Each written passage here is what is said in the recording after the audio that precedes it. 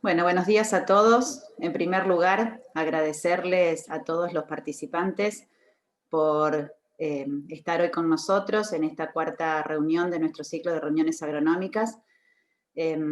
Por otro lado, vamos a aprovechar en esta oportunidad para expresar nuestro profundo dolor por la desaparición de nuestro compañero Mario Andino, más conocido por Piri, por todos nosotros y por mucha gente que no pertenecía al INTA, un gran profesional y un tipazo. Creo que todos lo vamos a recordar con mucho cariño siempre. Así que no queríamos perder la oportunidad, todo el equipo de trabajo, de recordarlo y de hacer de alguna manera un acto en su memoria con esta reunión. En segundo lugar, vamos a plantear un poco las normas de convivencia para esta reunión. Les pedimos a todos que mantengan sus micrófonos apagados. Cualquier pregunta que quieran ir haciendo la pueden poner en el chat, y de todos modos después de cada una de las charlas vamos a poder interactuar con los expositores para sacarnos todas las dudas. En este cuarto encuentro vamos a tener 3 charlas cortas, todas teniendo que ver o rondando sobre la protección del cultivo de soja. La idea es plantear los problemas, las situaciones, para que después tengamos un intercambio con ustedes.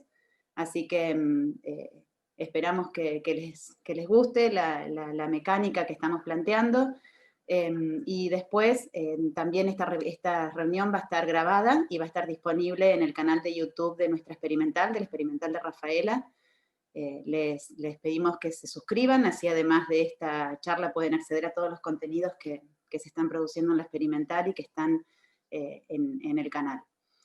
En primer lugar, va a estar con nosotros Federico Mazzoni, es licenciado en Biodiversidad y profesor en Biología por la Universidad Nacional del Litoral, y además es magíster en Ecología por la Universidad Autónoma de Entre Ríos. Federico pertenece al área de investigación en producción vegetal desde hace mucho tiempo, y su especialidad es la protección vegetal de los cultivos y en el tema de zoología agrícola. Federico nos va a estar comentando de algunos organismos plaga que se presentan en estas situaciones de clima seco. Así que Fede, si querés comenzar, podés compartir tu pantalla. Bueno.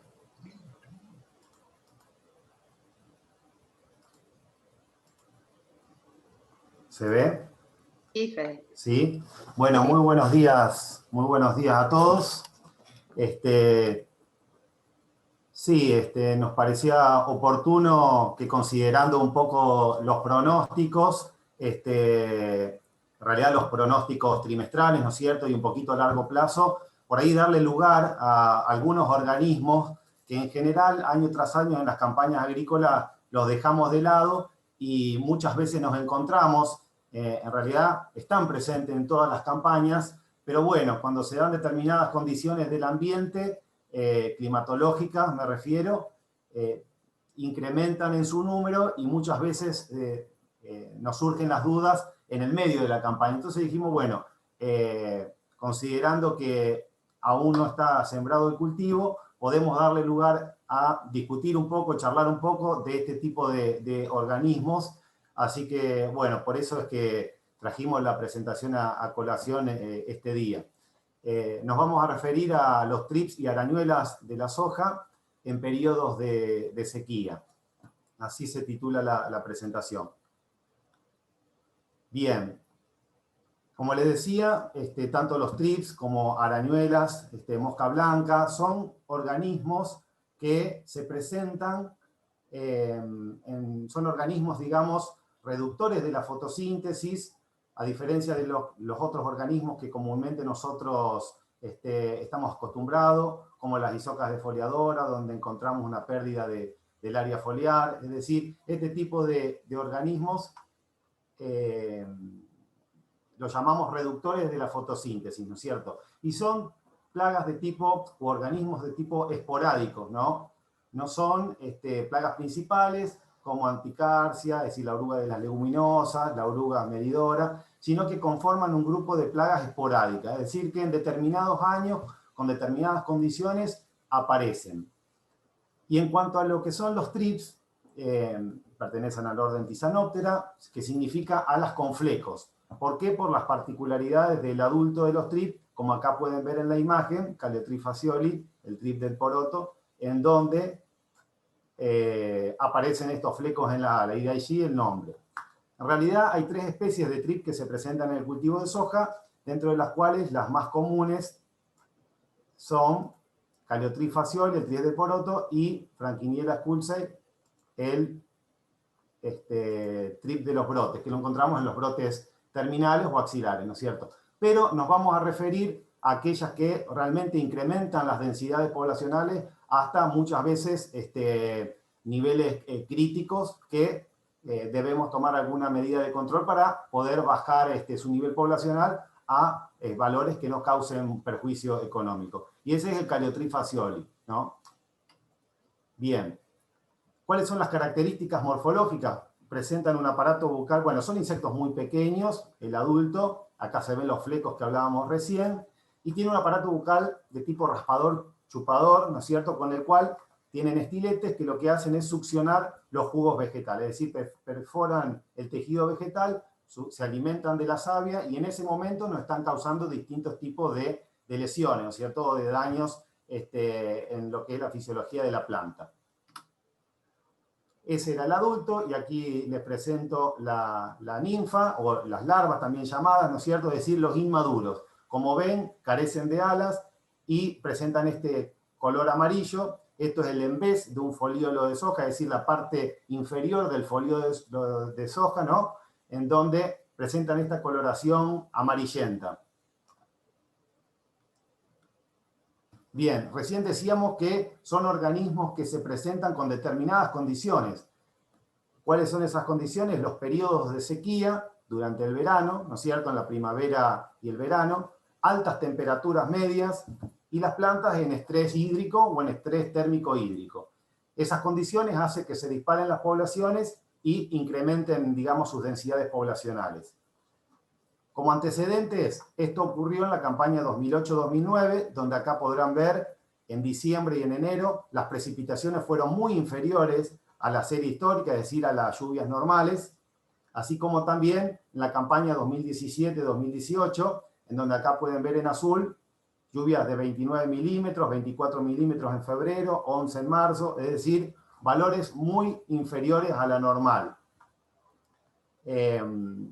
En cuanto a lo que, es decir, en ambientes como el que tenemos en esta región, de lluvias de 960 milímetros, estos años fueron años, para que se den una idea, de 700 milímetros, 750 milímetros, ¿no?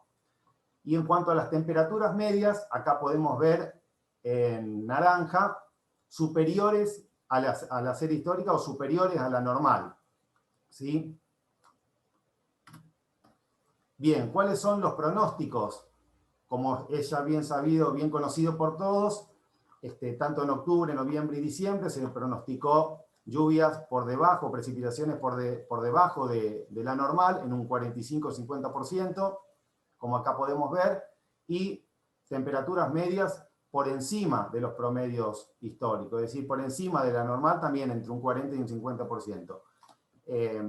Esto en este momento, ¿no es cierto? Pero también es bien sabido que es probable que tengamos un verano seco.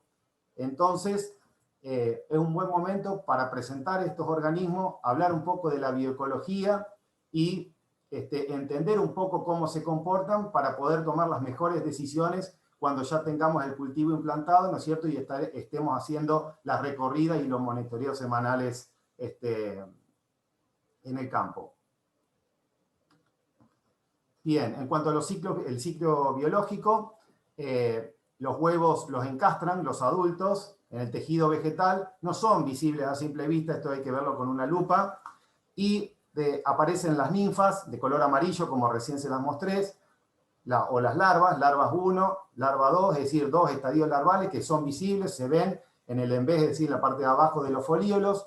Y después, algo que no vemos es la prepupa y la pupa que se desarrollan en el suelo. Es decir, estos organismos se alimentan de los tejidos vegetales, luego se tiran al suelo, van a empupar en el suelo y finalmente salen los adultos. Este ciclo lo desarrollan muy rápido. En una semana tenemos el ciclo y estos adultos reinfestan el cultivo, es decir, vuelven a aparecer desde el suelo hacia el estrato medio y superior de la planta, ¿no? Y así es como se van sumando los individuos. Primero por migración y después ya el ciclo ocurre dentro del cultivo. Tienen alto potencial reproductivo, ¿no es cierto? Y como decíamos recién, un rápido desarrollo. En cuanto a la sintomatología que presentan los cultivos, succionan los tejidos, ¿no? Acá aparece una planta, en donde le genera distintos tipos de lesiones, lesiones blancas, ¿qué es esto? Justamente el tejido vegetal succionado, es decir, la célula queda vacía y después aparece un color marrón, ¿no es cierto?, en el tejido y se necrosa el tejido celular, es decir, se muere el tejido. Por lo tanto, uno cuando ve los lotes, el canopeo, ve hojas plateadas o también rojizas, ¿no es cierto?, si es que el daño ya es muy severo, o como ocurrió en la campaña 2008-2009, que fue bien característico ir por las rutas y ver justamente esa coloración característica rojiza sobre el canopeo en los lotes. Estos organismos reducen la capacidad de fotosíntesis, es decir, acá no tenemos como una oruga defoliadora la pérdida del área foliar, del tejido, ¿no es cierto?, con un daño que es muy notorio, sino que acá lo que pasa es que es justamente esto. Las células quedan vacías y por lo tanto afecta a los órganos de la planta, que son los cloroplastos encargados de la fotosíntesis. Se afecta también la transpiración, es decir, perjudican la fisiología de la planta, los poros por los cuales la planta respira, hace el intercambio de gases, ¿no es cierto?, con el medio, entre la atmósfera y la misma planta, ¿no es cierto?, y estas estructuras le sirven para evitar la pérdida de agua, por lo tanto se ve alterado todo este proceso fisiológico de la planta, lo cual con niveles poblacionales relativamente altos, lo que provoca es una pérdida anticipada de folíolos en general del estrato inferior. Los daños, por supuesto, son variables, va a depender de la abundancia poblacional, del estado fenológico del cultivo, del genotipo, de los grupos de madurez, ¿no es cierto?, ya que sabemos que hay algunos grupos más cortos que son más sensibles, o mejor dicho, menos tolerantes al daño. Bien. En cuanto a la propagación, sabemos que la siembra directa favoreció el desarrollo de este tipo de organismos porque al tener un suelo sin remoción, permitimos que se puedan desarrollar tranquilamente sus poblaciones en el suelo, ¿no es cierto?, preferentemente de la prepupa y la pupa. ¿Cómo se dispersan? Se van a dispersar por el viento, preferentemente, hacen vuelos en masa, es decir, esto es por las corrientes convectivas, que como sabemos, durante el verano, digamos, el aire caliente es más liviano, por lo tanto, por medio de los vientos, se van a dispersar, aunque también presentan alas, por supuesto, ya que son insectos y los adultos tienen alas, los cuales hacen migraciones o vuelos muy cortos. Y un rápido desarrollo que le permite justamente colonizar rápidamente el cultivo y generar su descendencia en el cultivo mismo. Recién hablábamos de las condiciones favorables para su desarrollo, de la pupa y la prepupa, ¿no es cierto?, en el suelo, y en los estados reproductivos, en general son los, digamos, donde nosotros tenemos los mayores niveles poblacionales. Acá de nuevo, una larva de Caleotris facioli. Bien, en cuanto a la ubicación en la planta, nosotros hicimos evaluaciones en donde determinamos que, contando, ¿no es cierto?, los folíolos centrales de la hoja trifoliada de toda la planta, encontramos que en el nudo N-8, es decir, desde el ápice, desde la punta hacia abajo, a la altura de R3, en estado fenológico, ¿no es cierto?, de inicio de formación de vaina, fue aquel donde encontramos la mayor densidad poblacional de trips, ¿no? Ahora, a medida que fue avanzando el estado fenológico, en R5 encontramos que la población ya se encontraba en mayor abundancia en el folíolo N-5, siempre hablando desde el ápice hacia abajo, es decir, contamos 5 nudos para abajo desde la parte superior. Por lo tanto, acá encontramos que existe un desplazamiento, ¿no es cierto?, de estos trips desde los estratos inferiores hacia el superior y, lógicamente, la estructura misma de la planta brinda protección, ya que ellos quieren evitar la exposición al sol, ¿no es cierto?, para poder desarrollar satisfactoriamente su ciclo, y están protegidos dentro del canopeo. Y esto es importante conocerlo porque es ahí donde los tenemos que buscar y ahí es donde tenemos que tratar de determinar justamente estos niveles poblacionales. Hacemos los recuentos, ¿no es cierto?, tanto de adultos como de larvas en lupa, aunque también se pueden ver a campo con una lupa de 20 aumentos, esas que utilizamos para monitorear roya, se pueden ver tranquilamente si nosotros giramos el folíolo y lo vemos en la parte inferior. En realidad, al hablar de monitoreo, lo que tenemos que entender es que, como decíamos recién, primero colonizan los adultos el cultivo, van a ver las pequeñas deyecciones sobre los folíolos en el estrato superior, y luego, después de encastrar los huevos individuales, ¿no es cierto?, dentro de las hojas, aparecen las ninfas, que son aquellas que nos causan las verdaderas densidades y los verdaderos problemas en el caso que se incrementen. Esas ninfas las vamos a encontrar en el embés, generan al alimentarse, destruyen, es decir, los tejidos, esa capa cerosa que forman el vegetal como una estrategia para evitar la pérdida de agua, va a afectar esa pérdida de agua, va a afectar la transpiración y puede ocurrir un secado anticipado, es decir, una senescencia anticipada de los folíolos. Acá se ve muy bien cómo ocurre el desplazamiento desde el suelo hacia el estrato superior. Un poco los ensayos sobre el tema, un umbral aproximado de 20 tri por folíolo, consideramos que una población moderada. Lógicamente que, como todo umbral, son orientativos y no tenemos que apoyarnos en un solo valor, ya que dependen de muchos factores, como del grupo de madurez, del estado fenológico, del costo mismo del cultivo, es decir, el costo de la tonelada de soja, del costo de la alternativa de control, justamente para evitar la pérdida. Como antecedentes, Gamundi y colaboradores en grupos de madurez 4, como los sembrados en olivero, en R3 evitaron pérdida de 1.200 kilos, controlando en R5 950 kilos aproximadamente, evitando pérdidas de un día un 25%, con niveles poblacionales de 25 a 30 tri por folíolos. En R5 evitaron 200 a 300 kilos.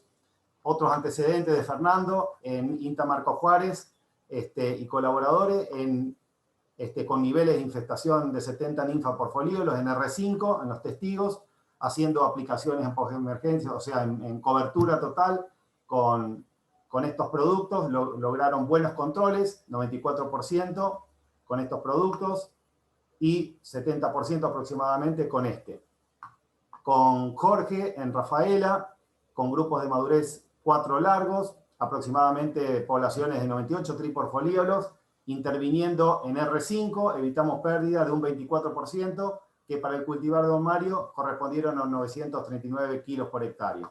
En una nidera 6126, 132 tri por folíolos, controlando a partir de R5, evitamos pérdidas de un 23%, ¿no? Es decir, hay una sensibilidad mayor o una tolerancia inferior en los grupos de madurez cortos versus los grupos largos. Por eso es preferible grupo 5 largo o 6 corto para esta zona, en donde son mucho más tolerantes al ataque de plagas, de estas plagas en particular, así como de las defoliadoras, las isocas defoliadoras, en cultivares de ciclo un poquito más largo. El año pasado hicimos un ensayo para una empresa en donde no tuvimos poblaciones altas, sino que alcanzamos los 10 tris por folíolos, hicimos aplicaciones en coberturas de metoxifenocide más espinoterol en dosis de 120 centímetros y tiametoxam más lambda, es decir, un piretroide o un neonicotinoide con 200 centímetros. Encontramos muy buena respuesta a la aplicación con estos productos. Medimos eficacia de control aplicando la fórmula de Abbott y encontramos una buena eficiencia para lo que son este tipo de organismos, un 50% de control con esta mezcla y también con metoxifenocide y espinetoram en dosis de 120. Acá un poco para mostrar, por otro lado, en otra campaña, donde encontramos unos 16 tri por folíolos, Los controles, hicimos distintos tipos de combinaciones, digamos, de controles en el estado reproductivo, R1, R3, R5, R3, R5, y determinamos, como en otros momentos, que una sola intervención en R3 fue satisfactoria, ¿no es cierto?, para evitar las pérdidas, aunque al ser una densidad muy baja, no mostró diferencia significativa en los rendimientos, aunque tenemos unos 350, unos 400 kilos de diferencia con respecto a los testigos. Bien, en cuanto a las alternativas de control, la sugerencia es proteger los folíolos del tercio superior y los folíolos del tercio medio, que son aquellas que necesitamos fotosintéticamente activas, ¿no es cierto?, para poder lograr el llenado de granos. Sabemos que tienen una tasa de desarrollo muy rápida, es decir, el crecimiento poblacional no es como las isocas defoliadoras o las chinches, sino que aquí es más rápido, es de tipo exponencial, no es gradual, digamos, como en otro tipo de plaga, y esto lleva a que tengamos que revisar los lotes, sobre todo en el periodo crítico del cultivo, R4, R5, más de una vez por semana, ¿no es cierto?, en este estadio fenológico, en el caso de que nosotros tengamos densidades altas. Y por supuesto en estados vegetativos tempranos, en implantación, en BE, en estado cotiledonal, ¿no es cierto?, poder observarlo, ya que también podemos tener densidades en esos momentos importantes. Es más importante la ubicación, reconocer dónde están los organismos en la planta, ¿no es cierto?, para lograr hacer una intervención si es que se necesita adecuadamente, ya que en la mayoría de los casos se suelen hacer a destiempo las intervenciones. En cuanto a los activos, acá también se mencionan piretroides, neonicotinoides, reguladores de crecimiento favorados y algunos ejemplos, ¿no es cierto?, que hemos evaluado y que resultan satisfactorios, ¿no es cierto?, para deprimir sus densidades. Pero esto, como en toda plaga, hay que tener en cuenta el resto de los organismos que también están en el ambiente, seguramente en otros niveles poblacionales, pero que también están. Es decir, lo que no buscamos es que, si llegado el caso de tener elevadas densidades de trips, hacer una intervención, pero también tenemos algunas orugas defoliadoras o bolilleras, por ejemplo, dentro del cultivo, a los 10 días estar interviniendo de nuevo. No, acá hay que considerar todos los organismos y tratar de elegir la mejor combinación de activos. Qué sé yo, si tenemos defoliadoras, nos vamos a quedar con un regulador de crecimiento y una espinosina. Si también están acompañadas por chinches, nos vamos a quedar con los piretroides y los neonicotinoides. Y si la infestación es temprana, vamos a apuntar a bajar las densidades poblacionales de las larvas con los reguladores de crecimiento, por ejemplo. Es fundamental los organismos controladores biológicos de estas plagas, ya que realmente nos ayudan muchísimo sobre los lotes para deprimir sus densidades, como por ejemplo la chinche pirata, Orius, o otra chinche, Geocoris, Navis, y los hongos entomopatógenos, que cuando se dan las condiciones generan una mortandad realmente muy elevada. Estos organismos son muy importantes, pero bueno, en muchos casos no alcanza para reducir. Bien, esto respecto de los trips. Bien, pasamos entonces a arañuelas rojas. Arañuelas también son plagas que están adaptadas a este medio o condiciones o periodos de sequía, altas temperaturas, como recién decíamos. Tienen un rápido desarrollo de tipo exponencial con generaciones superpuestas y los daños son muy similares. El diagnóstico en plantas es folíolos amarillentos, por manchones en los lotes, inicialmente en cabeceras, luego por determinados manchones de sectores donde falta un poco el agua o donde hay pequeños parches de plantas con bajos niveles nutricionales, que son buenos indicadores para verlas temprano. En cuanto a la tasa de reproducción, es muy rápida, aparecen los huevos individuales y después van mudando hasta alcanzar el adulto. Aquí tenemos el adulto, son arácnidos, es decir, tienen la cabeza y el tórax unidos, por eso dicen cefalotórax y abdomen, carecen de alas y tienen 4 pares de patas. Se pueden identificar muy bien en el cultivo. Este es el adulto. También se dispersan por el viento, favorecidas por las corrientes, ya que no tienen alas. Colonizan los lotes y luego se distribuyen. Los huevos son bien visibles en el estrato inferior, al igual que las ninfas pardo-amarillentas. Podemos encontrar la presencia de tela en el estrato inferior, ya esto es un indicador de que tenemos que tener cierta precaución para evitar que se dispersen en todo el lote. Y vamos a encontrar foliolos marrones en el estrato inferior como signos del avance de estos organismos. Algunos daños, para mostrar alguna foto, acá las colonias de adultos cuando llegan al lote, luego algunos huevos en vez de los foliolos, que es donde tenemos que buscarlos, y esta coloración característica de las ninfas. En el cultivo vamos a encontrar estos.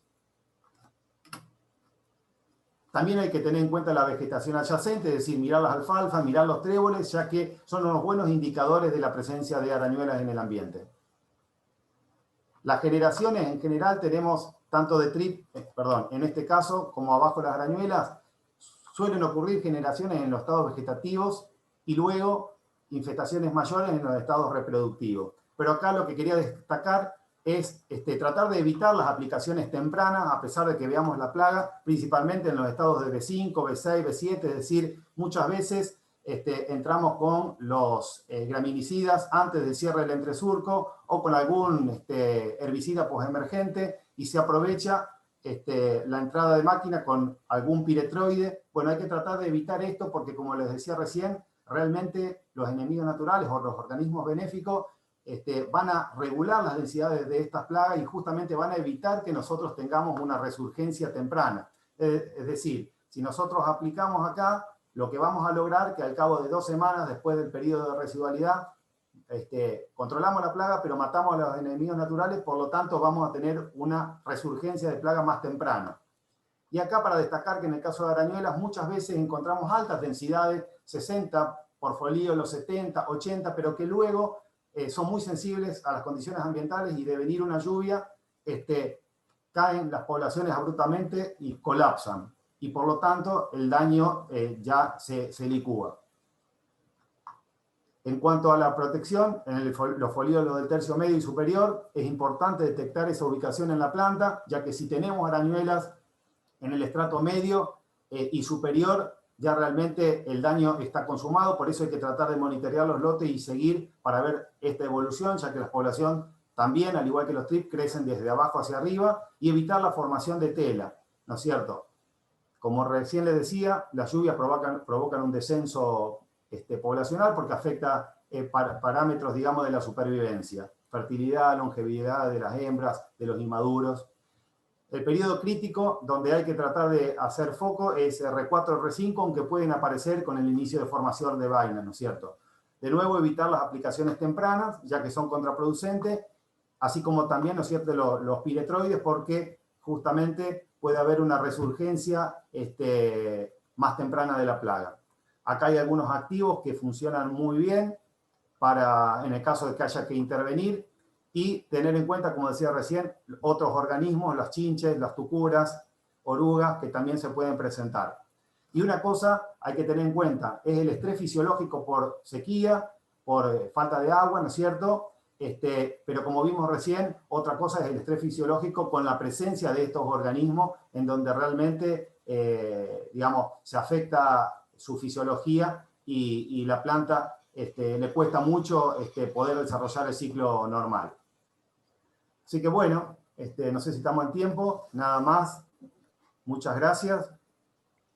Bueno, gracias a vos, Fede.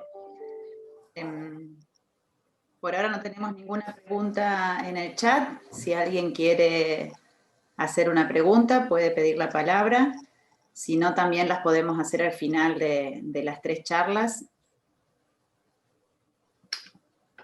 Bueno, entonces bueno, vamos pasamos a ir. Entonces. Dale, pero de todos modos las preguntas las podemos contestar al final. Muy bien. Pasamos entonces a la siguiente de las disertaciones. Va a estar a cargo de Marcia Trocero. Ella es licenciada en Administración Rural, egresada de la Universidad Tecnológica Nacional y actualmente está cursando la maestría en Entomología en la Universidad Nacional de Tucumán, en la Facultad de Ciencias Naturales. Es investigadora también de nuestro grupo de protección vegetal del área de agronomía, en la parte de entomología, y trabaja en el manejo integrado de plagas en cultivos extensivos. Marcia nos va a estar comentando de un nuevo organismo que se está observando en nuestra zona, la mosca del tallo. No digo el nombre porque no me sale, ya lo practiqué pero no me sale. Marcia está más canchera. Así que Marcia, si querés, podés ir, te agradecemos mucho por la presentación. Compartí pantalla nomás cuando quieras y comenzar.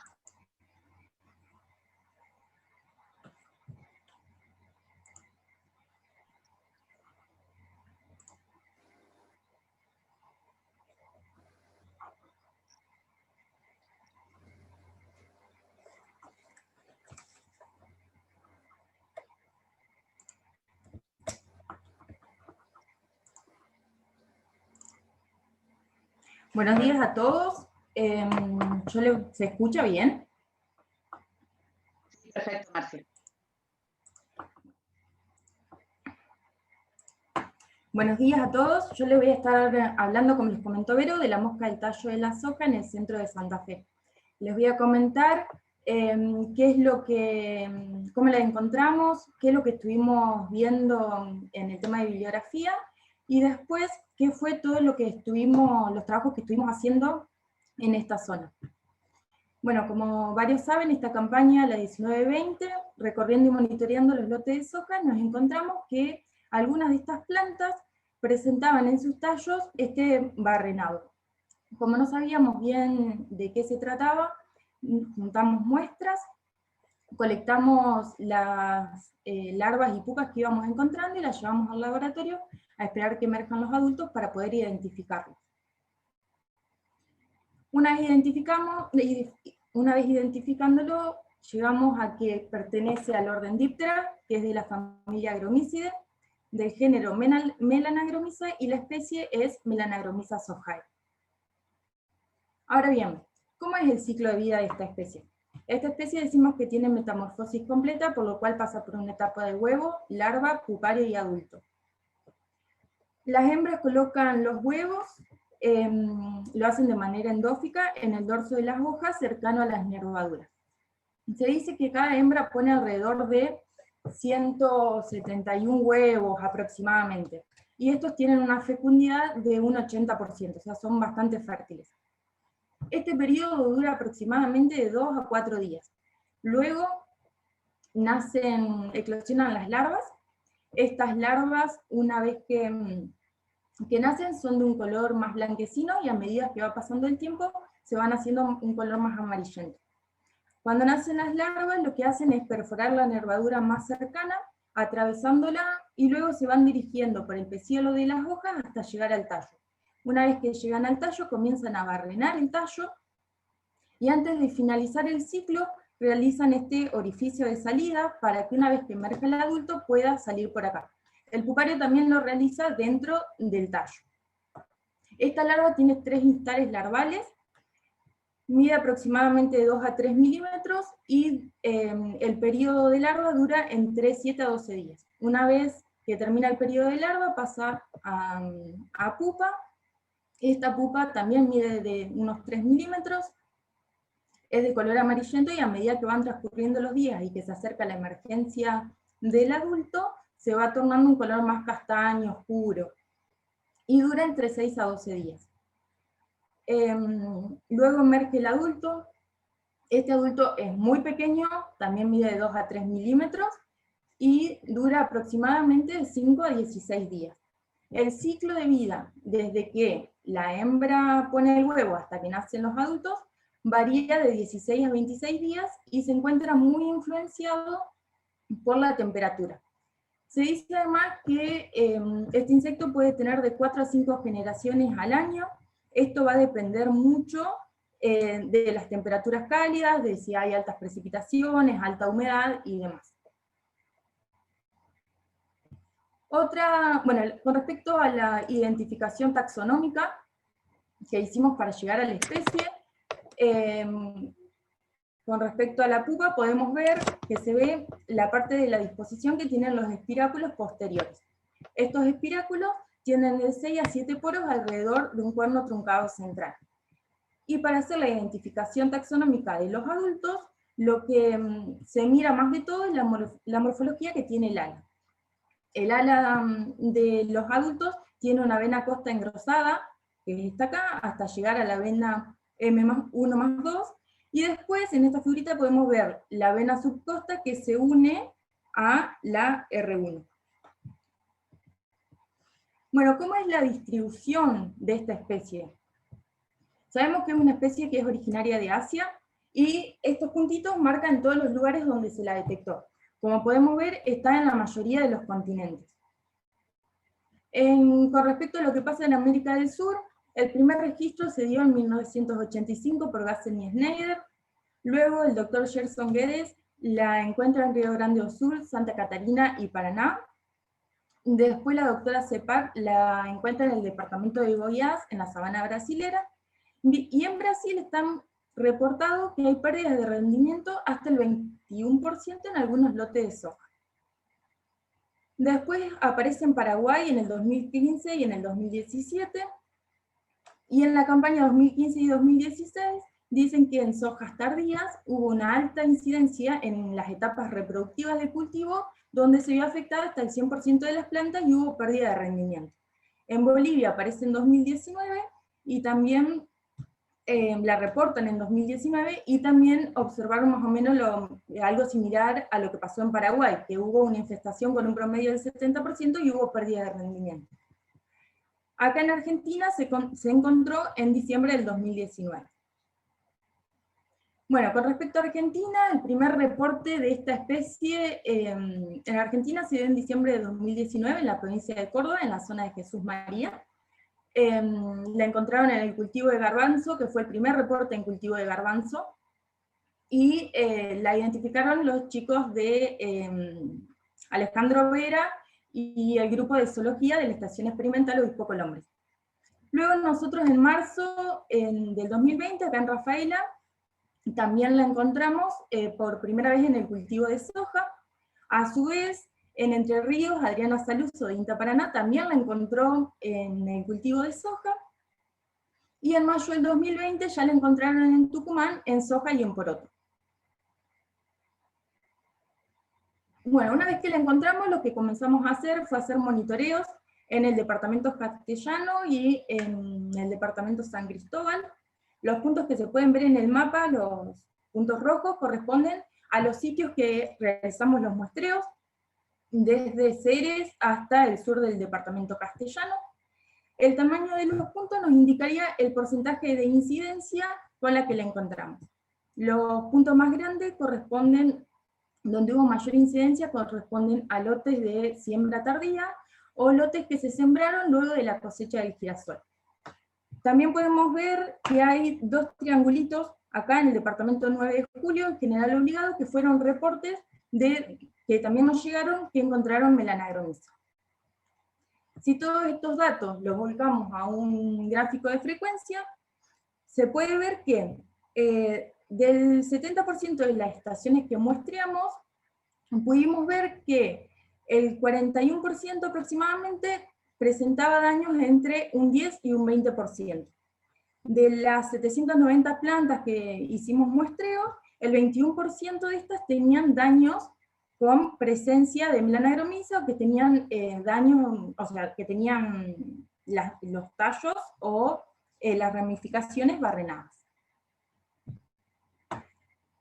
¿Qué sabemos con respecto a los hospederos? Sabemos que es una especie oligófaga, o sea que tiene preferencia por una familia en particular. En este caso, prefiere la familia de las fabáceas.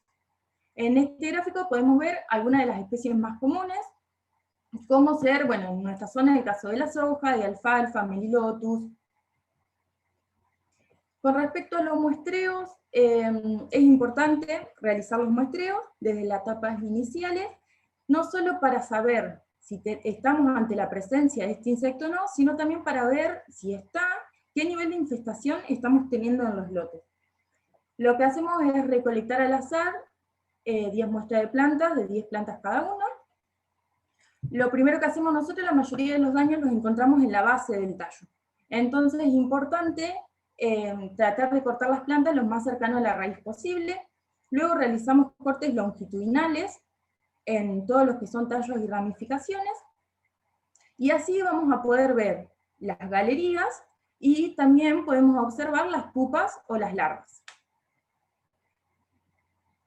Con respecto a los daños que nosotros vimos, se puede ver acá una larva barrenando el tallo, Después tenemos en estos casos, ya está el tallo barrenado y encontramos las pupas, o también como acá, en esta se ve bien la galería y tenemos los orificios de salida donde salieron los adultos.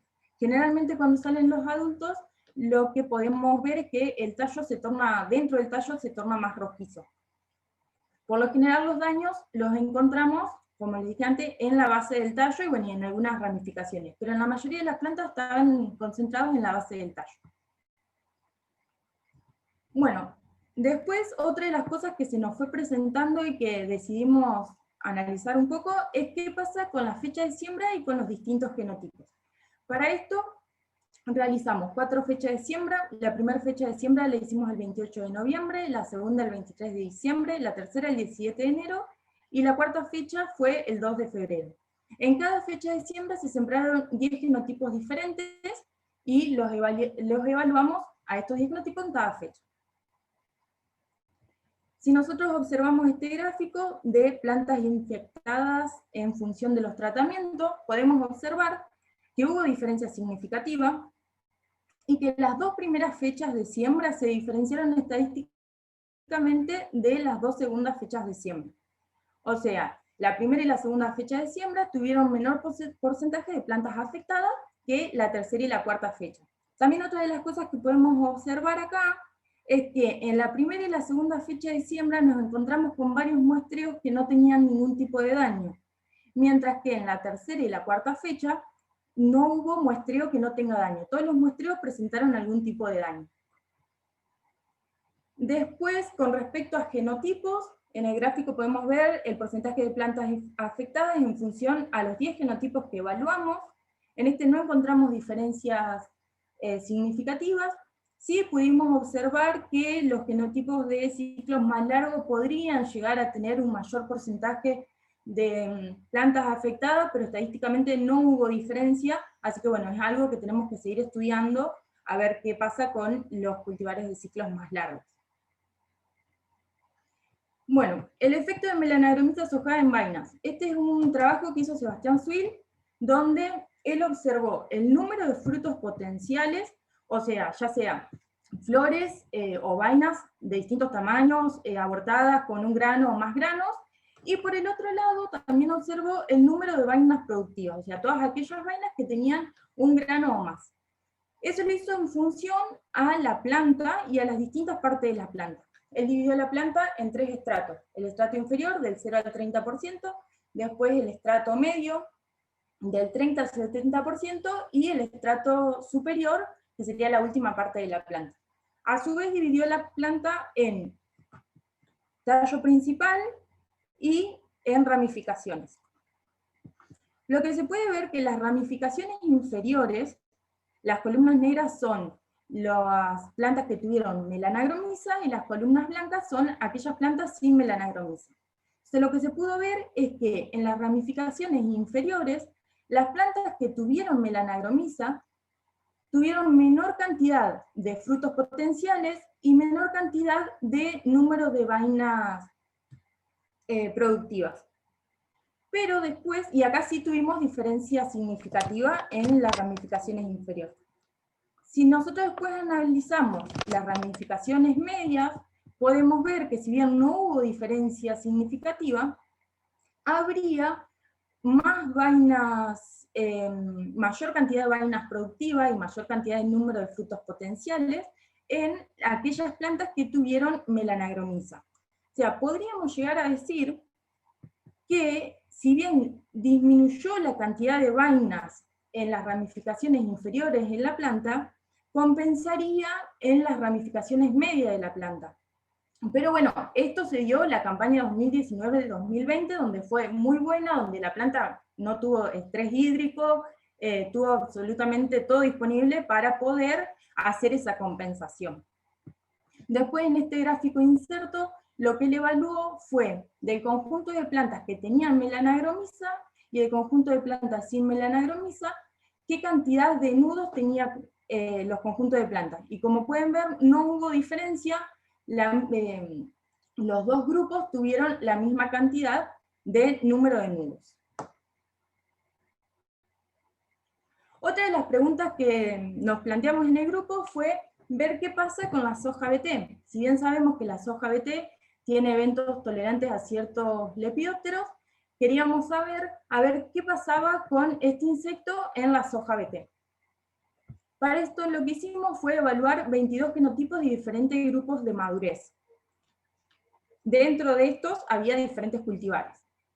11 correspondían a soja BT y los otros 11 eran a soja no BT. Para realizar la selección de genotipos nos fijamos que tengan una similar duración desde el periodo de siembra a R5, desde la siembra hasta la madurez fisiológica y en la estructura de las plantas. Si bien no teníamos las isolíneas, tratamos de buscar genotipos que sean similares en cuanto a la arquitectura de la planta. En este gráfico podemos ver el porcentaje de plantas afectadas en función del grupo de madurez. Se evalúa desde un ciclo 4 corto hasta un ciclo 7. Las columnas grises corresponden a los muestreos sobre soja BT y las columnas gris claras corresponden a la soja no BT. No hubo diferencias significativas, si bien algunos grupos de madurez tuvieron mayor porcentaje que otros. Cuando nosotros analizamos el promedio de soja BT y soja no BT, no tuvimos diferencias significativas, o sea, como esperábamos, la soja BT no influye en absolutamente nada en este insecto. Bueno, para ir finalizando les quería comentar un poco de la parte de control biológico. Como sabemos que hay parasitismo natural, este se puede dar en estados larvales o las pupas de Melanagromyza, y esto nos ayudaría a mantener las bajas poblaciones.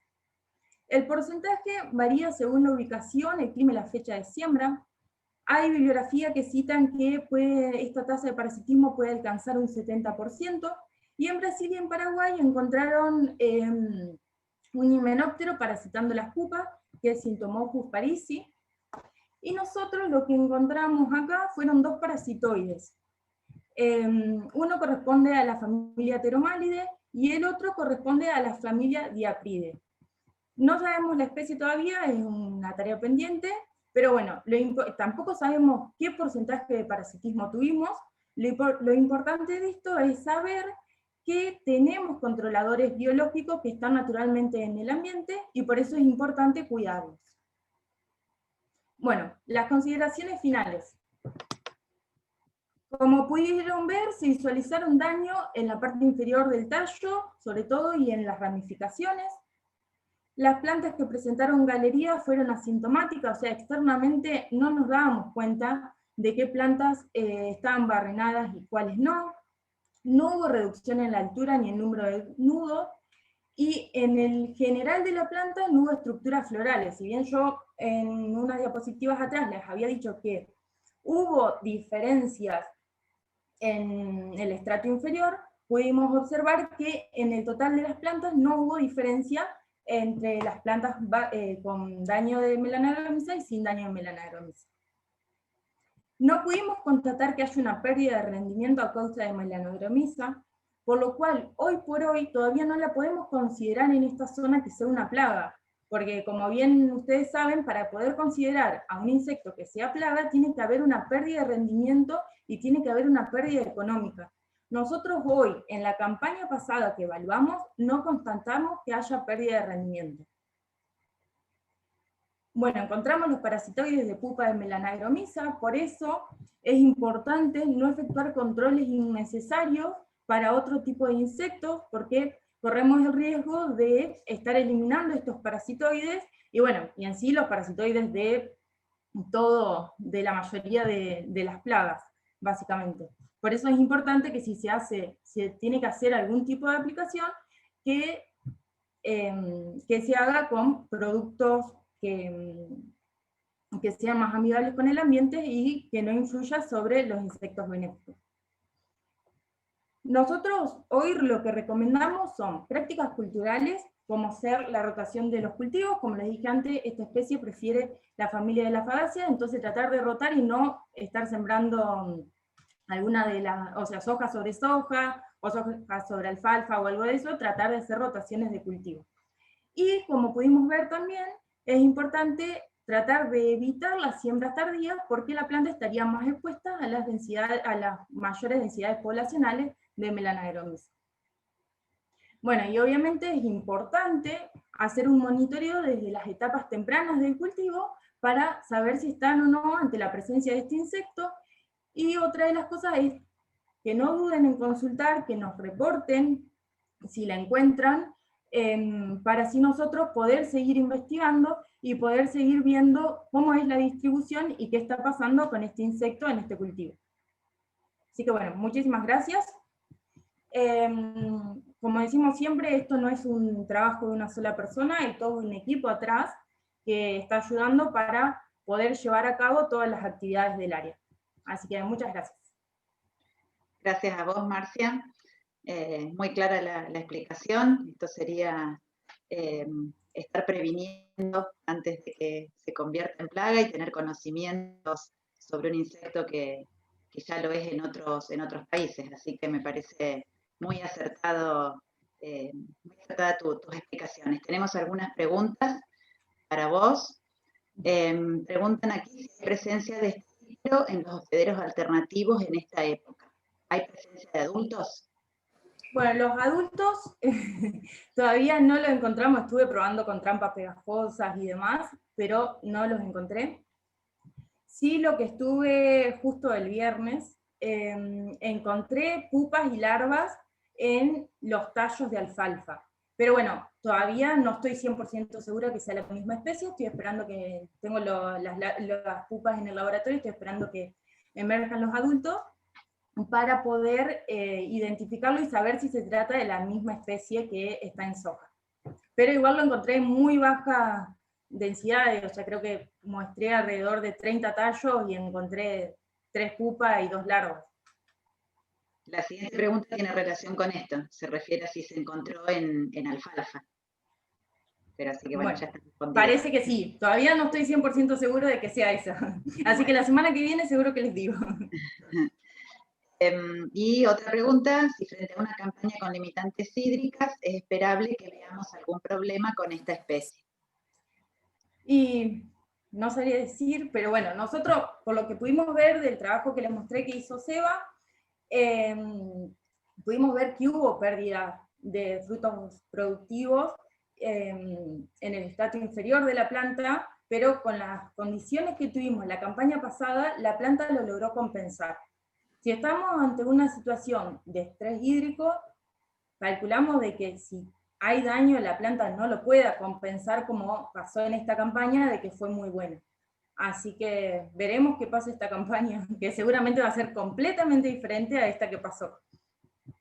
Bueno, sí, me parece muy acertado también lo que comentabas de pedirle a la gente que reporte si es que encuentra la plaga para poder, digamos, entre todos trabajar sobre estas cuestiones, ¿no? Bueno, pero Marcia. sí, es algo, o sea, como es algo completamente nuevo, pedimos que se nos reporte, de que si lo encuentran en algún dato o algo, nos avisen y capaz que nosotros podemos ir a verlo también, o que nos manden muestras y demás para poder seguir investigando y ver qué pasa esta campaña. Claro. Acá aparece otra preguntita. En caso de tener alta presión de la plaga, ¿cuáles son las alternativas de control? ¿Qué temito? Nosotros no recomendamos control químico. Si bien hay una amplia gama de productos registrados para el cultivo de soja, no hay ningún producto que esté registrado para el control de díptero. Por ende, menos todavía para Melanogaster y menos en nuestro país, que es algo completamente nuevo. Entonces, es muy difícil. Otra de las cosas, como yo les mostré al principio en la parte del ciclo de vida, la larva, o sea, una vez que eclosiona la larva, está dentro del tallo hasta que nace el adulto. O sea, es muy difícil realizar el control porque se encuentra protegida dentro del tallo. Así que es bastante complicado. Sí, estuvimos viendo que en Paraguay, por ejemplo, hay un trabajo de Cugliotti que ellos evaluaron distintos insecticidas y modos de aplicación y demás, pero bueno, el sistema de siembra de ellos es bastante diferente a nosotros. Nosotros lo que hoy por hoy recomendamos es tratar de evitar las siembras tardías, de buscarlo, o sea, la alternativa por ese lado, y no irnos al control químico porque no tenemos ningún producto que esté registrado para el control de esta plaga. Bueno, muy claras tus respuestas, Marcia. Muchas gracias, Marcia. No, gracias a ustedes. Tenemos una preguntita antes de pasar a la tercera presentación. Estimo que es para Fede, porque apareció antes de la presentación de Marcia. La pregunta es, ¿lufenurón solo? Eso es todo lo que dice. Sí. No sé si... Bueno, a ver, el lufenurón es un regulador de crecimiento. Los reguladores de crecimiento intervienen sobre la población de inmaduros, de larvas. Sabemos que tenemos análogos de la hormona juvenil, miméticos de la glixona, inhibidores de la síntesis de quitina. Es decir, estos productos solo intervienen sobre la población de inmaduros. Por lo tanto, no tienen acción sobre los huevos ni tampoco sobre el estado adulto. La sugerencia sería, ¿y qué puede estar pasando? En el momento de utilizar este activo solamente, después estos adultos que quedan sobre el cultivo pueden volver a poner huevos y volver a tener la generación en el cultivo. Por lo tanto, la sugerencia sería utilizar una mezcla acompañando ese lufenurón, que puede ser, por ejemplo, el Profenofos en unas marcas comerciales, por ejemplo, como para poder tener actividad sobre el mesófilo, tener acción translaminar, ayudado con algún antievaporante, ¿no es cierto?, para tener mejor performance y mejor acción sobre la población completa, ¿no es cierto?, de estos organismos. Muchas gracias, Fede. Bueno, por nada. Bueno, entonces ahora que dejamos un poco el tema de plagas insectiles y organismos perjudiciales para pasar al tema de enfermedades en el cultivo de soja. En este caso, la presentación va a estar a cargo de Germán Eslier. Germán es ingeniero agrónomo, egresado de la Facultad de Ciencias Agrarias de la Universidad Nacional del Litoral. Tiene una maestría en Ciencias Agrarias con orientación en fitopatología desde la Universidad de Mar del Plata. Actualmente Germán pertenece también al equipo de protección vegetal de nuestra experimental y está trabajando en fitopatología. A Germán le damos la palabra entonces para que un poco de qué es lo que podemos esperar con respecto al tema de las enfermedades en esta campaña. Bueno. ¿Ahí se ve bien la pantalla? Perfecto. Sí. Bueno, ¿qué tal? Buenos días a todos. Y bueno, la idea de hoy es hablar un poco de lo que es enfermedades en soja y qué nos podemos encontrar en esta campaña, siempre pensando en hablar un poco de las principales patologías que tenemos y no entrar tanto en lo que es la sintomatología, sino más en cuestiones que tienen que ver con el ciclo de patogénesis de algunos de los patógenos y cómo podemos intervenir en estas enfermedades, ¿no?, a la hora del manejo.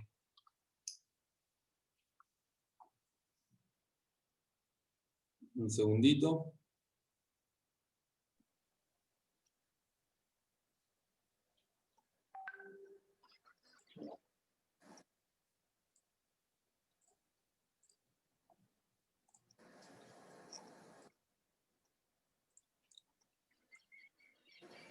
Ahora sí. Bueno, siempre que empezamos con una charla en fitopatología, siempre es como obligación tener que presentar el triángulo de la enfermedad. Y nosotros hacemos mucho hincapié en esto porque consideramos que es importante, ¿no? Si nosotros tenemos en cuenta cuáles son los factores necesarios para que se produzca una enfermedad, es decir, tener un hospedante susceptible, cuáles son las condiciones para que ese hospedante sea susceptible o ese patógeno virulento, que en este caso el ambiente, y por otro lado, cuáles son las características de ese patógeno, ya sea cómo persiste en el ambiente, cómo infecta, cuáles son sus condiciones. Bueno, podemos empezar a entender un poco, ¿no?, y tratar de aplicar un manejo integrado de estas enfermedades a fin de tratar de intervenir en cada uno de los aspectos y disminuir las pérdidas que pueden llegar a ocasionar las distintas enfermedades, ¿no? Ahora bien, cuando nosotros hablamos de una epidemia o una curva epidémica, siempre la vamos a caracterizar en función de la intensidad y el tiempo, ¿no? Y nosotros tenemos algunos parámetros que nos van a servir a la hora de tratar de entender cómo es el progreso de una enfermedad y cómo podemos intervenir en esta y tratar de hacer un manejo eficiente de estas enfermedades. Por un lado tenemos lo que es el I0 y final. El I0 sobre todo es muy importante cuando hablamos de enfermedades monocíclicas, enfermedades que tienen un solo ciclo durante el ciclo del cultivo.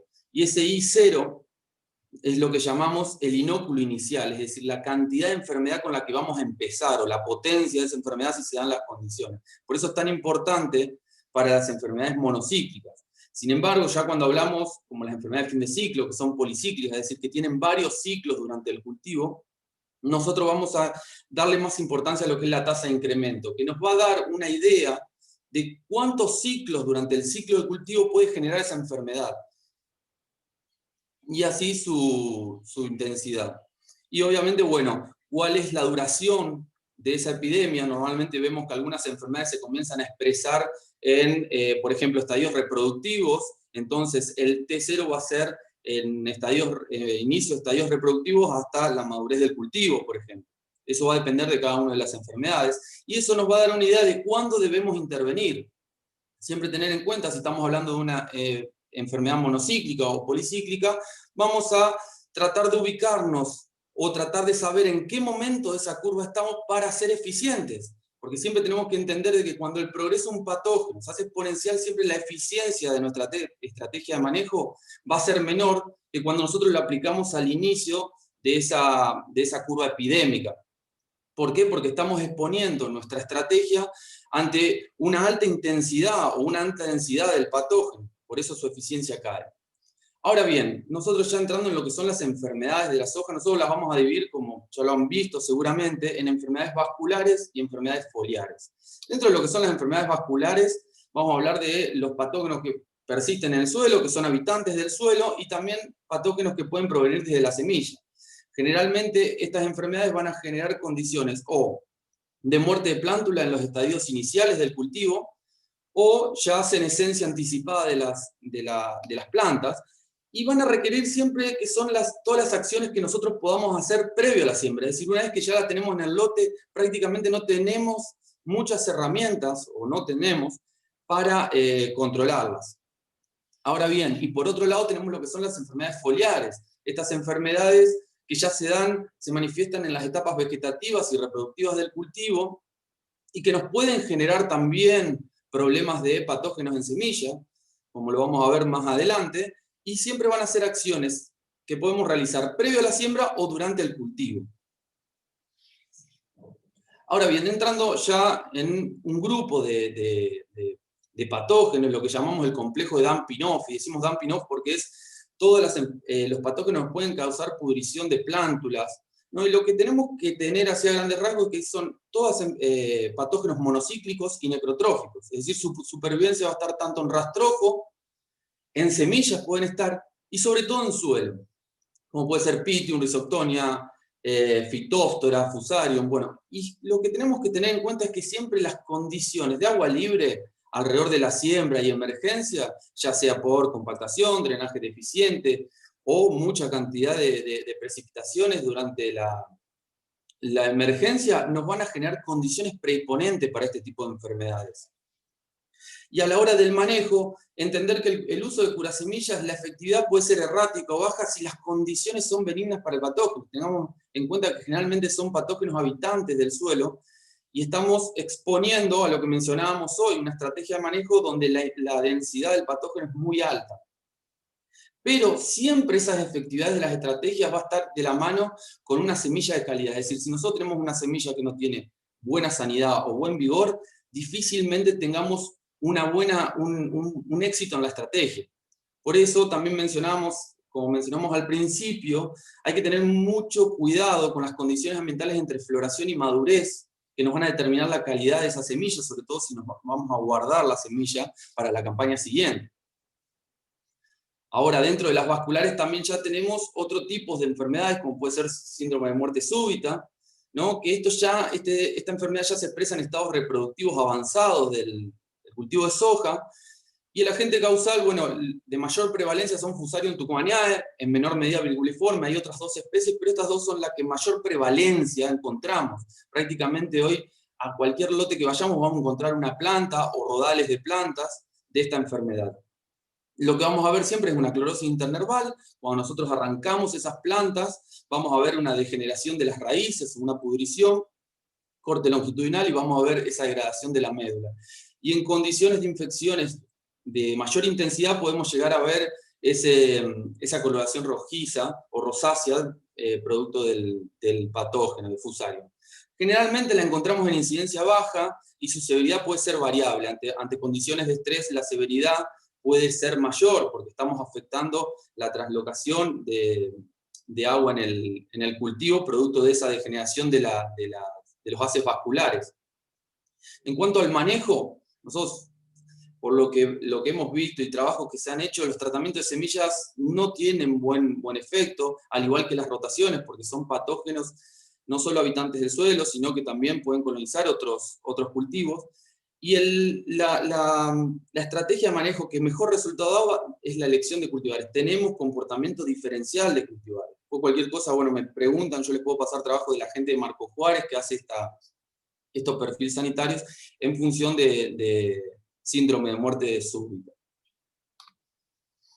En cuanto a otra de las enfermedades vasculares y que se nos puede llegar a presentar esta campaña, sobre todo si tenemos periodos de estrés, ¿no? Allá cerca de los estados reproductivos del cultivo, es lo que llamamos podredumbre carbonosa o macrofomina. Esto también vamos a ver en rodales, y siempre decimos que está asociada a estrés hídrico, altas temperaturas, donde la planta comienza a estar débil, porque también es un patógeno débil y necesita de esa debilidad de la planta para colonizar y luego expresarse en los síntomas en estados reproductivos. Lo vamos a ver en una planta con una senescencia anticipada, donde la característica es que las hojas quedan adheridas al cultivo.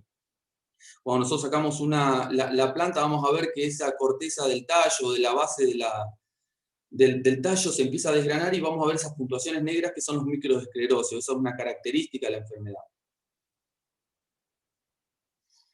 Ahora bien, ya entrando a lo que son las enfermedades foliares o de fin de ciclo, ¿no? de soja, acá vamos a ver estos esquemáticos, cuándo nos estarían apareciendo cada una de las enfermedades, ¿no? De estas patologías, y vamos a ver que prácticamente las tenemos durante todo el cultivo. Mancha marrón siempre la podemos tener más anticipadamente, desde estadios muy tempranos, pero luego van apareciendo tanto tizón, manchas de rana, roya hacia el final, antracnosis, que ahora después lo vamos a ver, pero es muy importante la identificación y el correcto diagnóstico, porque por ejemplo para bacteriosis, que muchas veces se puede dar esa confusión con mancha marrón, hoy no tenemos estrategias de manejo que sean certeras, entonces un falso diagnóstico podría estar haciendo que erremos, ¿no? en la estrategia. Ahora bien, ya pasando a lo que es mancha marrón, esto ya es muy conocida, es prácticamente el 100% de los lotes que vayamos vamos a encontrar mancha marrón. Sobrevive tanto en rastrojo y en semilla como todas las enfermedades de fin de ciclo. Van a ver que yo lo repito mucho esto, pero es importante que tengamos en cuenta desde dónde viene la enfermedad.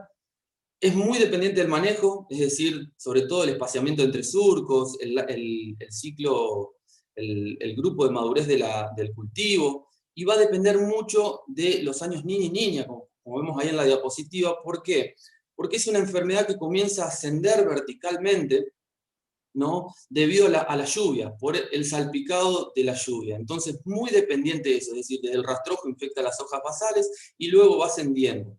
Lo que sí tenemos que tener en cuenta es no confundir con la senescencia, producto del sombreo de las hojas basales. Muchas veces tendemos a sobreestimar la severidad de esta enfermedad, ¿no? Producto de esa senescencia natural.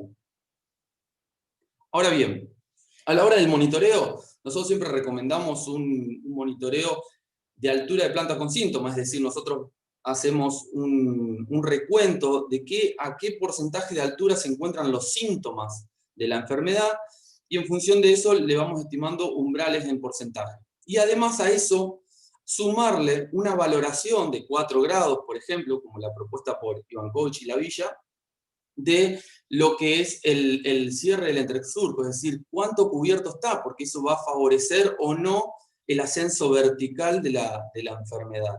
Normalmente lo que nosotros vemos en esta zona es que, o en las últimas campañas, es que los cultivos cierran el entresurco rápidamente y después no tenemos un ascenso vertical de la enfermedad y queda contenida en los estratos inferiores. Pero siempre tener en cuenta que la clave de esta enfermedad es eso, disminuir la tasa de incremento. ¿Se acuerdan cuando mencionábamos la tasa de incremento, OR? Que es ese avance en altura y la reproducción y generación de nuevos ciclos. Y normalmente en cultivos muy infectados con alta intensidad nosotros estamos viendo respuestas alrededor del 15%, 10%, con aplicaciones más bien tempranas. Y la eficiencia de control anda muy bien, en general para las mezclas y sobre todo si incorporamos, por ejemplo, carboxamidas que nos darían unos días más de protección. Ahora bien, hablando ya de tizón de la hoja, Cercospora kikuchi. Esta es la enfermedad en la que hoy normalmente son las que están disparando las aplicaciones, ¿no? Por llegar a umbral, ¿no? O también por la aparición repentina, que es uno de los factores más complicados a la hora del manejo. En general lo que estamos viendo con esta enfermedad, bueno, ya se ha determinado que son varias las especies intervinientes, es decir, que habría un complejo, todavía falta un poco ahí investigar. La prevalencia también es altísima en la región. Y esto es lo que yo les mencionaba, a lo largo de la latencia. La latencia siempre mencionamos que es desde que se infecta, se da la infección hasta la expresión de síntomas. Y esto dificulta el manejo. ¿Por qué? Porque es bastante largo el periodo de latencia, y cuando se da la expresión de síntomas, internamente en los mesófilos ya tenemos bastante colonizado. Entonces por eso vemos que las eficacias de control muchas veces no son muy buenas. Y esto, bueno, puede manifestarse tanto en campañas secas como húmedas, eso no vemos mucha diferencia, y ya se ha reportado la pérdida de sensibilidad o resistencia, por ejemplo, a las estrobilulinas y algunos otros fungicidas. Acá vemos, bueno, yo le quería compartir esto, la sintomatología típica es que normalmente hacia la derecha en la pantalla podemos ver que a lo que normalmente nosotros podríamos atribuirle a mancha marrón, bueno, Carmona y colaboradores han determinado, han reaislado desde esas hojas, esas lesiones, Cercospora kikuchi. Eso complejizaría aún más todavía el manejo porque es muy difícil esa determinación a campo. Nosotros lo que hacemos y lo que recomendamos es el monitoreo en función de escalas diagramáticas. También la Vichy Coach ellos han trabajado bastante con el cultivo, con esta enfermedad, digo, y una escala diagramática en función de la severidad de los folíolos, ¿no? Ellos están hablando de un umbral de alrededor del 20%, como toda, vuelvo a repetir, como toda enfermedad de fin de ciclo, la sobrevivencia es rastrojo y semillas. El progreso también, como la mayoría de las enfermedades de fin de ciclo, es dependiente de las lluvias y sobre todo de la radiación incidente. Vemos que con días con mucha radiación consecutivos empiezan a expresarse la enfermedad. Nosotros en los ensayos lo que vemos en las últimas campañas es que no encontramos una correlación muy clara de la respuesta a tratamientos foliares, es decir, entre la severidad y esa respuesta en rendimiento. Sí, lo que vemos es que las respuestas están alrededor del 11%, y hemos visto que aplicaciones más anticipadas, es decir, entre R2, R3, siempre en función de el nivel de intensidad de la enfermedad, están alrededor del 60%, y ya comienza a bajar a medida que nos pasamos hasta R5, R4, y esto puede ser producto de la latencia que hoy les mencionaba.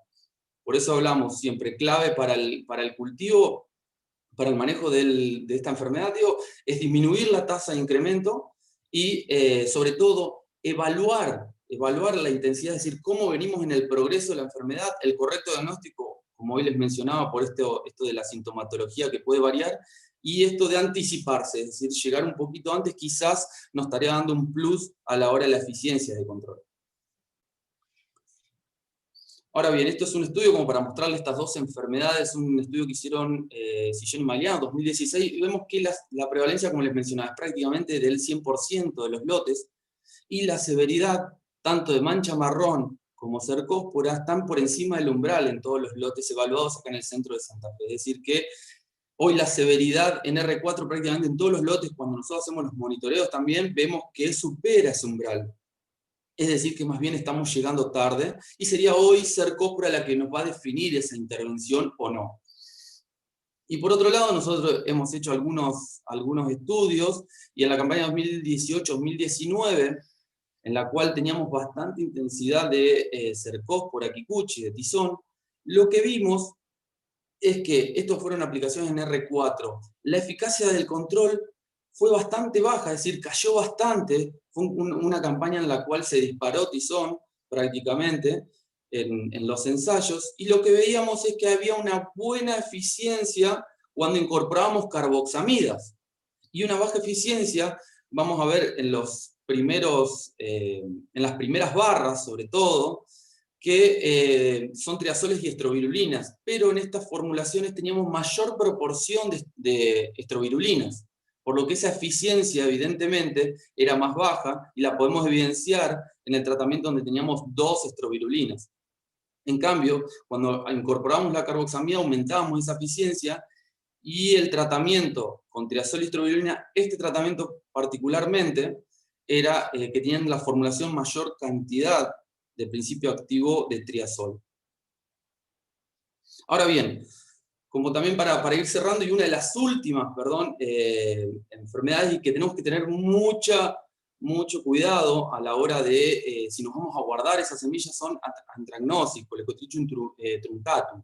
Esta es una enfermedad que junto con Phomopsis se nos puede presentar hacia finales del ciclo, y si nosotros nos vamos a guardar esa semilla, nos va a afectar mucho la calidad, ¿no? Problemas de damping off, poder germinativo, vigor. Entonces tenemos que prestar mucha atención, ¿no? Sobre todo altas temperaturas, mucha humedad relativa, frecuencia de lluvias, bueno, para que no tengamos ese problema, y tratar de disminuir esa tasa de colonización de las vainas por parte del patógeno. Ahora bien, como voy a ir cerrando, en lo que es enfermedades de fin de ciclo, dijimos, rendimiento y calidad nos afectan prácticamente todas, la calidad de semilla y el rendimiento. Tener en cuenta la supervivencia, decimos, rastrojo y semilla, siembra directa, baja rotación, van a favorecer siempre la presencia de estas enfermedades. Son policíclicas, todas generan varios ciclos durante el cultivo. Y la forma de dispersión, tener en cuenta que estas características ambientales, como ser mojado foliar para la infección, las lluvias, lo que mencionábamos, mancha marrón, y la semilla, pueden ser las que nos estén indicando la presencia o la proliferación de la enfermedad. Y el prolongado periodo de latencia que mencionábamos para Cercospora kikuchi. Y en cuanto al manejo genético, solamente mencionábamos, bueno, hoy para síndrome de muerte repentina, pero para enfermedades de fin de ciclo prácticamente no tenemos una resistencia marcada, un comportamiento varietal marcado. Cultural, lo que mencionamos hoy, semillas sanas, ¿no? Tratar de tener la mejor calidad de semilla, que nos generen plántulas con buen vigor, buen desarrollo ya en los primeros estadios del cultivo. Lotes sin inóculo primario, prácticamente es muy difícil encontrar hoy lotes sin inóculo primario, pero si nosotros hacemos un trabajo, por ejemplo, de incorporación del rastrojo, tratando de generar esa degradación del rastrojo, podemos disminuir ese inóculo primario de estas enfermedades, junto con las rotaciones. Y ahora ya lo que manejo químico, las aplicaciones. Bueno, acá es, primero como para sentar un poco de las bases, acá hay un trabajo de Carmona y Satúa ya en el 2010, que ellos encontraron que hay una respuesta al rendimiento muy asociada, o fuertemente asociada a lo que son precipitaciones mayores a 7 milímetros, entre R3 y R5. Ellos vieron que había pérdidas de estas enfermedades alrededor del 8 al 10%, ¿no? Y una respuesta entre 7 al 15% de aplicaciones entre R3 y R5. Pero R3 fue la que presentaba los mejores resultados, sobre todo en años donde teníamos más precipitaciones en ese periodo. Arias, por ejemplo, 2008 también, ellos encontraron que había una mejor respuesta a R3, entonces decíamos, bueno, perfecto, R3 parece ser el mejor momento, o quizás tendría que ser antes, anticiparnos antes. Bueno, el año pasado, una campaña en la que no tuvimos alta presión de enfermedades, hicimos un trabajito ahí tratando con distintos principios activos, y probar aplicaciones en R1 y R3. Lo que vimos es que aplicaciones más tempranas para el año pasado, para la campaña pasada, no nos daban un diferencial de rendimiento. Es decir, la aplicación en R3 teníamos un diferencial de 130 kilos, ¿no? en esos ensayos. Entonces, en función de esto que veníamos hablando, si nosotros tomamos como criterio la fenología entre R3 y R5, vamos a ver que vamos a tener una probabilidad de éxito, porque está muy asociado a las precipitaciones. Es decir, si nosotros hacemos una aplicación R3 y luego llueve, posiblemente vamos a estar cubriendo y vamos a tener una estrategia exitosa. Ahora, el problema se da si nosotros hacemos una aplicación R3 y recién nos va a llover, o caen precipitaciones que puedan generar el aumento de las enfermedades allá por R5. Entonces, queríamos ver distintos criterios. Por ejemplo, el que siempre mencionamos, el de umbral. ¿Necesario para qué? Un monitoreo periódico para ir teniendo en cuenta la evolución de las enfermedades, es decir, cómo es esa tasa, ir teniendo semanalmente el progreso de esa enfermedad, y en función de eso, más las condiciones ambientales y cómo viene el cultivo, el estado del cultivo, tomar decisiones. Y por otro lado, un sistema de puntuación, el que propone Carmona en el 2015, en el cual tenía en cuenta varios de estos aspectos a la hora de generar o tomar decisiones. Ahora acá pueden ver, este es el sistema de puntuación en el cual tiene en cuenta no solo los milímetros acumulados entre R3 y R5, sino cuántos eventos pluviométricos se dan a partir de R3, y siempre eventos que sean de 7 milímetros o más. La historia agronómica del lote, el sistema de labranza, si hay presencia de enfermedades de fin de ciclo, cuál es la calidad sanitaria de la semilla, y algunos aspectos más. En función de eso nosotros vamos dándole una valoración, y en la suma nos va a arrojar un valor. Ese valor nos va a indicar si hay que proceder a una aplicación, tenemos que tomar algunos aspectos más a la hora de tomar una decisión, o si no es necesaria una aplicación. Entonces nosotros tratamos de ponerlo a prueba para la campaña 2018-2019, y lo que vimos es que nos arrojó un rendimiento. Ambos, tanto umbral como puntaje, nos daban buenas diferencias con respecto al testigo, y entre ambos métodos de toma de decisión o criterios, veíamos que encontramos un diferencial. Y ese diferencial estaba muy relacionado a 10 días de diferencia en la aplicación. Es decir, aplicaciones en el puntaje cayó en R3 y en umbral en R4, que ahí tiene que ver mucho con la apreciación y con el monitoreo, es decir, si lo encontramos a tiempo o no. Y esos 10 días nos dio prácticamente alrededor de 150 kilos de diferencia. Entonces, ahí volvemos a hacer hincapié en lo que es anticiparse, ¿no?, al manejo de las enfermedades. Y algo como para ir terminando, cuando nosotros tenemos en cuenta todo este tipo de estrategias, también tenemos que tener mucho cuidado con la duración de los periodos, ¿no?, de las etapas fenológicas del cultivo. Acá estos son datos de la red de evaluación de cultivares de soja. Estos son datos de los chicos acá del grupo de manejo, ¿no?, de cultivos, y vemos que la duración puede variar, no solo en función de la fecha de siembra, sino también del grupo de madurez. Por ejemplo, acá en el cuadro a la derecha vemos para un grupo 5 que los días, ¿no?, de la duración de los estados de R1 a R5 puede variar desde 24 días para una siembra en enero hasta 35 días si hacemos una siembra temprana en octubre.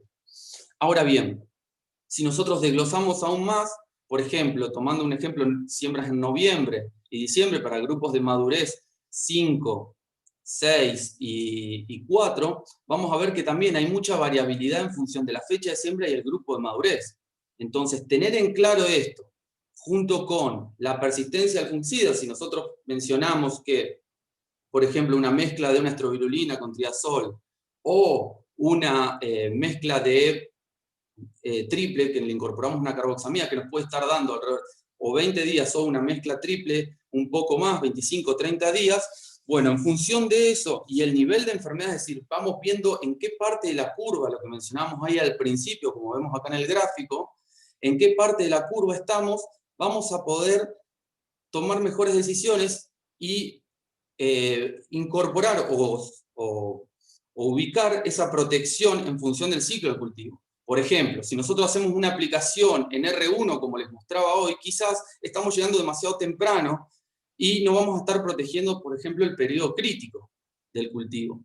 Ahora bien, si la ubicamos, nosotros prácticamente para la mayoría de los cultivares y de las fechas de siembra vamos a estar cubriendo ese periodo crítico, y parte también en algunos de R5, R6, ¿no?, que nos permitirían proteger el cultivo durante esa etapa. Entonces, como para cerrar, entonces siempre la clave de esto es conocer no solo la tasa del patógeno, cuáles son sus características, formas de sobrevivencia, ese monitoreo para ir teniendo un registro de qué parte de la curva estamos, sino también el cultivo, como mencionábamos, el hospedante, es decir, cuántas son las duraciones de la fase, es susceptible, no es susceptible, cuáles son las condiciones, cómo viene desarrollándose ese cultivo, el ambiente, lo que mencionábamos hoy, tiene las condiciones óptimas, hay horas de mojado foliar, tenemos precipitaciones para que avance la enfermedad, y por último, saber qué principio activo o qué mezcla de principios activos estamos usando para tratar de ser lo más eficiente a la hora del control. Así que bueno, muchas gracias a todos, y bueno, quedamos a las preguntas, y si no, ahí tienen los mails nuestros como para contactarse. Muchas gracias, Germán. Si tenemos algunas preguntas, paso a comentártelas. Teniendo en cuenta que lo preventivo es mejor que lo curativo, ¿es posible realizar investigaciones con nuevos productos visitador o aquellos de características biológicas o bioestimulantes foliares o aquellos que generen alguna reacción en el sistema de defensa vegetal? Sí. Bueno, en cuanto a lo preventivo, es como yo les mencionaba, si nosotros siempre que tenemos una alta intensidad de la enfermedad, es decir, que ya tenemos el patógeno que ha colonizado la planta, siempre, o la mayoría de los principios activos son mejor preventivos que curativos o erradicantes. En cuanto a los bioestimulantes o biológicos, nosotros no tenemos mucha experiencia, por lo que he hablado con colegas, todavía falta mucho para desglosar y entender un poco el funcionamiento. Sí hay algunos trabajos que generan algunos resultados promisorios, pero en general todavía son un poco erráticos. Ok. Otra pregunta, ¿qué tratamiento preventivo se recomienda para macrofomina? No sé si lo digo bien. Macrofomina, no. Bueno, con macrofomina no sé si yo lo comenté, quizás se me pasó. Hoy es un patógeno que es muy difícil el manejo, porque prácticamente los esclerosis los vamos a tener en el suelo y depende mucho de las condiciones ambientales. Hoy los curasemillas o aplicaciones foliares no tienen efecto para esta enfermedad. Sí hay algunos trabajos en los que muestran que el uso de tricodermas podría ser algo promisorio, pero todavía no encuentran diferencias, no se han encontrado diferencias significativas. Ok, muchas gracias. Última que tenemos por ahora, ¿cuál es tu opinión acerca de reducir la distancia de siembra entre hileras en años niños? Bueno, ahí en función del tema del distanciamiento entre hileras, pensando por ejemplo en mancha marrón, obviamente que la cobertura anticipada del entresurco nos haría que la enfermedad que contenían los estratos inferiores, por ahí tendrían que, no sé los chicos si tienen más datos del tema rendimiento, si lo puede afectar o no, pero en general sería una buena opción cuando nosotros estamos previendo mucha cantidad de eventos pluviométricos, ¿no? Bueno, muchas gracias, Germán. No quedan más preguntas, de todos modos, como les decía, los chicos nos han dado hoy una gran cantidad de datos, de información referente a cómo manejarnos ante esta campaña que se presenta bastante seca con respecto de la protección de los cultivos. De todos modos, toda esta información va a estar disponible, como les decía, en el video que va a estar en el canal de YouTube del Experimental, y si no, estamos todos aquí en la Experimental a disposición para responder las consultas que sean necesarias. Además de agradecerles a los tres especialistas, también agradecerle a Liliana Franco, que nos asiste en todo lo que es cuestiones de informática, a Cristiana Soli y Lucrecia Pasilio, que son nuestros comunicadores y nos dan una mano en todo lo que tiene que ver con llegar a todos ustedes. A Gallardo, que nos ha dado apoyo para organizar estas reuniones. A todos ustedes que han estado hoy con nosotros, desde el principio, la verdad que estuvimos siempre alrededor de la misma cantidad de participantes, así que bueno, esto quiere decir que de alguna manera los tuvimos entretenidos. Bueno, muchísimas gracias a todos. También antes de irnos, darles e invitarlos a nuestra próxima y última reunión de este ciclo de reuniones agronómicas que va a tener lugar el próximo martes sobre agua y forrajes en ambiente con restricciones. Ya van a estar recibiendo la difusión, así que los invitamos a inscribirse. Muchas gracias a todos nuevamente y nos estamos viendo el próximo martes.